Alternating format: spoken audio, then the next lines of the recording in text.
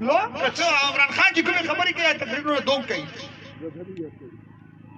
خو دا یوه پوښتنه دې نه کوم دغې جلسې په وساطت چې ته یې چې زه به قانون راولم زه به هر چا ته خپل حقوق ورکوم هغو خلکو ته خاندان ته خو حقوق ورکړه چې اتا ورور کومه ځوانه پېغله ویړ کې وویشتله ښځې چوکولي په ښځو جوړډازې کوي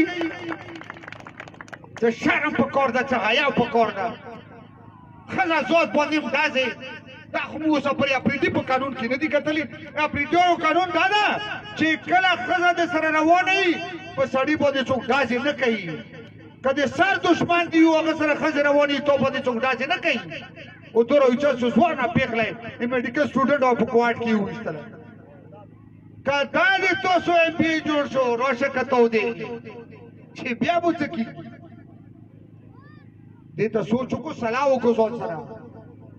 مو دې چا بېزتي نه دي کړي مو دې انتقامي کاروایانې نه دي کړي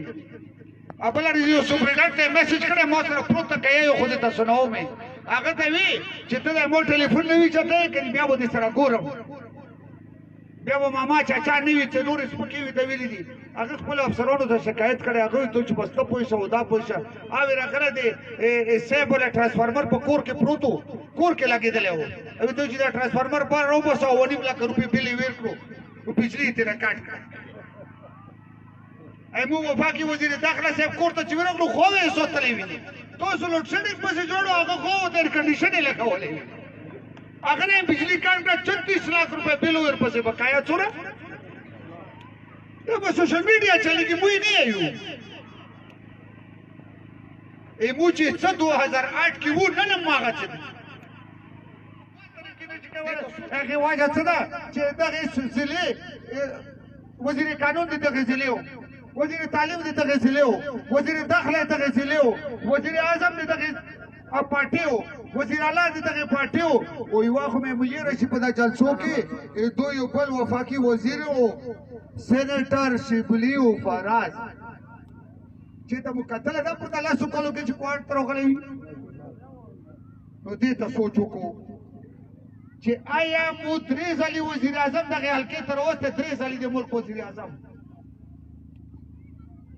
خوشحالګر پل افتتاح مو کوله نو ما ته انتظامیه وایي چې ته په عظیم باغ کې جلسه نه شي کولی په خوشحالګر به کوې بول په خوشحالګر یې کوو هغه چې یا به په خوشحالګر کوي یا به په کمیشن هاوس کې کوي مو چې ما په خپلو ملګرو یقین ده اوس زه به خوشحالګر کې جلسه کوم زه نن تاسو هغې جلسې شکریه نن بیا تاسو ادا کوم چې تاسو هغه جلسه کامیابه کړئ موږ سیاست نن هم کامیاب کړو دې کوهاټه جلسه وړل خوشحالګر ته چې سکنو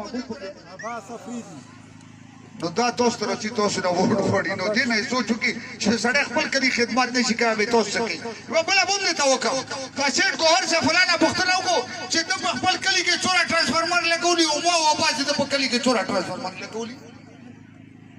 ګیس درته مو منظور کړی ټرانسفارمر یې موږ ته لګولي نو تاسې څه شي ووټ غواړي اسلام د ووټ زموږ غواړي اسلام نافظوي الحمدلله ټول مسلمانان یو تبلیغ ته ځو زکات ورکوو مونځونه کوو